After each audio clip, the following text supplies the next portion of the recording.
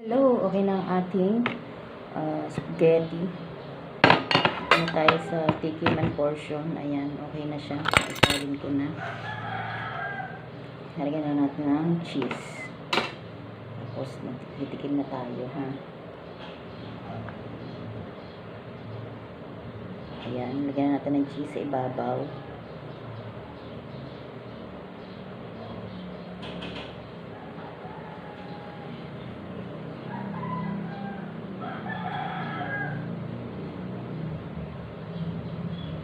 Na. Tapos, sa ating cake. Tikman natin ang ating spaghetti.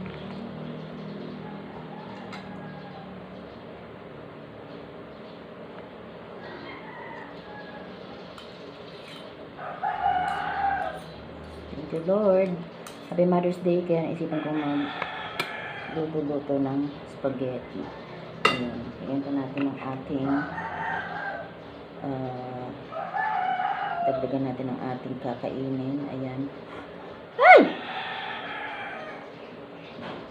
Sobrang gulat ko naman sa iyong langaw ka. Naihipan tuloy kita eh. Ayan. Tikman natin ang ating spaghetti. Kain po mga kamami. Happy Mother's Day. Treat natin ang ating sarili. Yun lang ang kaya natin. Kaya yun, magluto-luto lang tayo ng konti para ma-celebrate natin ang Mother's Day. Yun.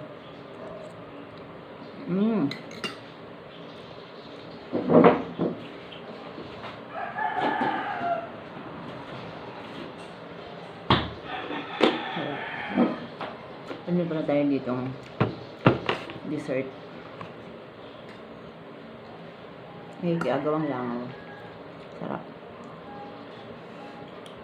Sarap siya.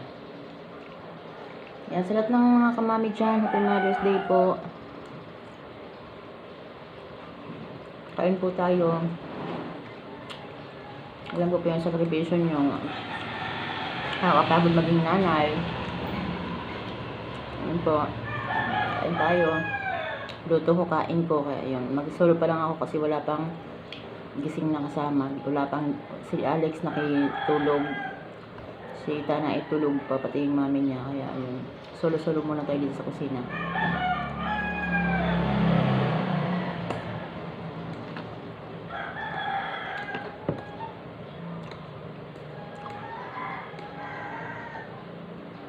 Yung ibang nanay dyan, baka may mga kadate sila ng kanilang mga asa-asawa.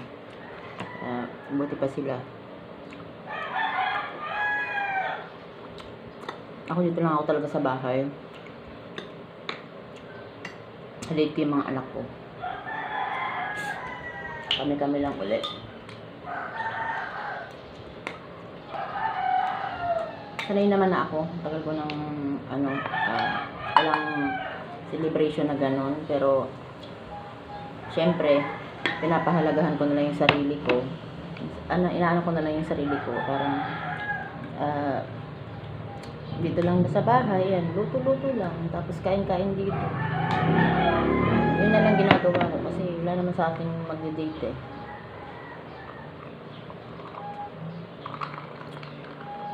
Single tayo eh, kaya ayun. Sa mga bagong nag-subscribe sa akin na galing Batangas, thank you sa inyo. Shoutout po sa lahat ng mga taga-Batangas, sa lahat ng mami dyan. Hi, Happy Mother's Day po sa inyong lahat, mga taga-Batangas. Ay, sa akin palang friend si Leia Agno. Ayun. Sa akin friend si Leia Agno, tsaka sa akin kumari si Jen, Maring Jen. Ayun. Tagali pa naman si Maring Jen Cruz. Yun, kumari ko yun. Happy Mother's Day sa inyong dalawa dyan. Tsaka kay Leia Agno, yun. Kumari ko din yun. BFF ko pa. Kaya from Talisay si Leia. Hi, shoutout po sa inyong lahat, mga taga Talisay at tsaka Lipa. Yun. Sa lahat ng mga taga Batangas, Happy Mother's Day po sa inyo.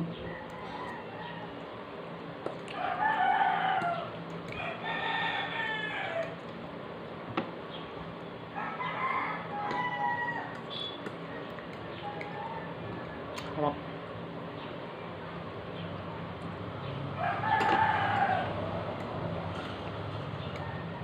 Sana magustuhan din nila. Kasi Hindi ko rin sa, kanina, pagsalang ko, hindi ko rin sa inasinan kasi nag-asin na ako dun sa pasta. Tapos yung paglagay ko ng cheese, yun. Ang cheese kasi ay maalat. Parang dun yun ang mag-blend ng lasa niya. Kaya, tama lang siya. Ang sarap.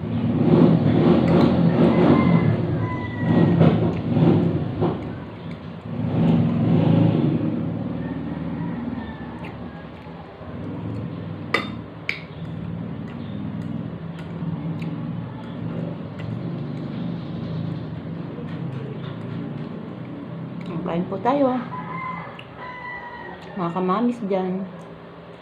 Kain po tayo.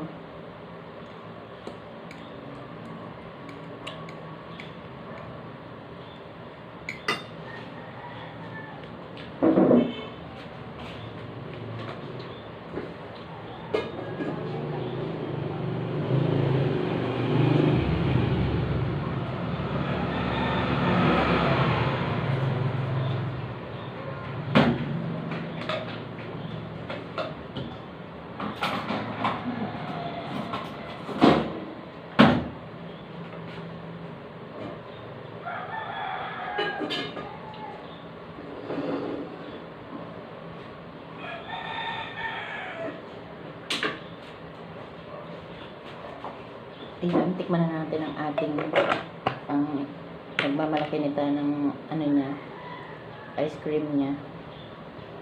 Kahapon nakakatuwa, galing kami palengke, hanap ng ice cream, sarado na yung mga tindahan doon. Diyos ko po, talaga nga naman pati ako nahirapan sa kanya maghanap ng, naisip ko, ay doon nga pala kay sa aking kapitbahay at tropa-tropa na rin si May. Ayun, sabi ko, meron pala doon ice cream. Tikman natin. Harap.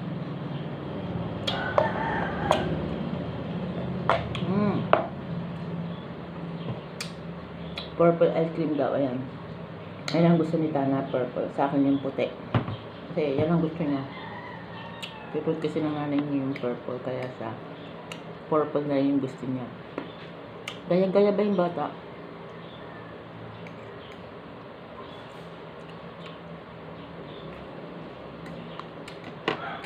Ang harap. Malasa siya.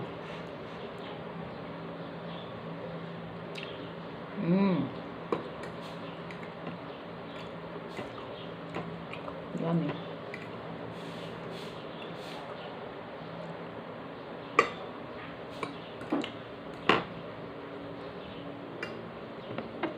Ang ibang mami dyan, may mga pa-flowers pa yung mga mister nila eh.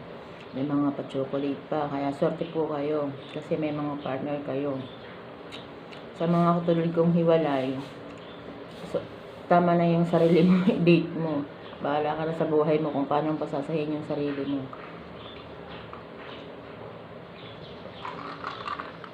Kaya ako po, doon lang yung kaligayahan ko. Diet ako, pero pagka may niluto naman ako, tinitikman ko siya kasi para malaman ko kung ano ba ang lasa.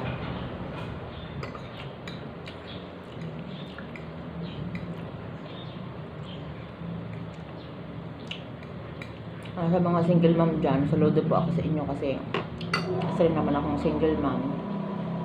Kaya sa lahat ng nanay, tatay dyan, yun, mahirap, di ba? Pare-parehas tayo. Hayaan mo na yun. Ang importante, yung ibang tatay naman kahit hiwalay, responsable pa rin sila na sa pamilya nila. Ayun. Kaya kami naman nag-good term naman na kami ng ex ko. Pinayagan ko na siya ng mga bet. Hindi rin naman ako naghabol. Hayaan ko na siya. Kaya, pero good provider naman siya. Kaya yun din naman yung advantage kasi hindi naman siya pabaya sa pamilya. Okay naman. Kaya okay na sa akin yun. Wala kami magiging problema doon. Wag lang yung pababayaan niya yung pamilya niya tapos may kabit siya. Yun, napapatulpo ko siya. Pero pag ngayon, wala kaming problema sa ganun. Walang tulpuhang mangyayari kasi good provider naman. Kaya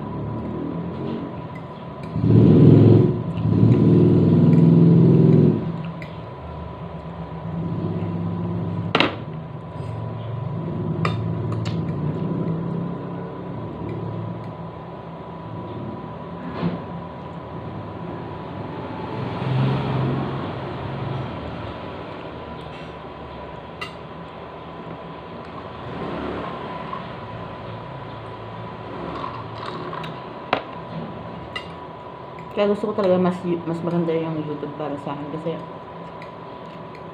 parang bahala ka sa buhay mo kung pahabain mo yung video mo. Parang feeling ko, halos sa akin lang to, opinion ko lang. Parang feel at home ako kasi nagagawa ko yung gusto ko, yung kapag gusto ko ng short video lang, yung mahabang video, bahala ako sa buhay ko. Kasi parang wala lang, komportable ako sa sa YouTube. Pero hindi ko naman inaano yung nag-upload din naman ako sa sa Reels, pero hindi ganun ka pero lagi din kasi nangihinaya ako, boborhin ko yung video tapos hindi ko naman i-upload sa Reels. Pero hindi ako umaasa sa Reels kasi hindi ako marunong masyado doon. Basta lang nag-upload lang ako, bahala na.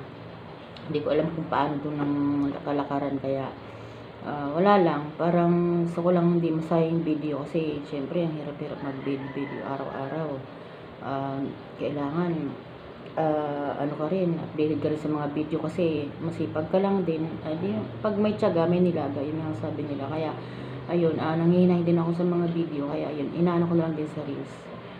Ina-upload ko siya kasi gano'n naman talaga yung iba nga TikTok pa hindi ako marunong mag-TikTok ang kapatid ko nag-TikTok yun, marunong, kaya hindi. Parang stress reliever ko naman nga, may channel ako ng kantahan na vlog, yung inaano yung mga kanta-kanta ko, sumba ko. Kasi yung exercise ko hindi ko na masyadong kinukuhanan kasi parang ang daming nega doon na pero hindi naman ibang tao, yung mga dito lang din sa amin, kaya okay lang yung naintindihan ko naman. Pero yung sa ibang lugar, okay naman, hindi naman ako, wala naman akong doon. Dito na ako nakakarinig kasi ng negative kaya parang tinigil ko siya kasi nakakaya naman sa kanila. Pero sabi naman ng iba, wala ka naman akong ginagawang masama sa kapwa, kaya okay lang. Ganun talaga ang exercise, minsan talaga may mga pabuka-buka yan kasi yun ang target mo, yung tamin mo Pero syempre sa iba kasi yung mga nakapaligid sa akin dito, iba yung dating, kaya tinigil ko na siya para sa ikakasaya nila, diba? Okay lang, at least hindi na sila stress sa akin. Kaya talaga na-stress kayo sa akin, ganoon. Bati-bati lang tayo, hindi naman tayo mga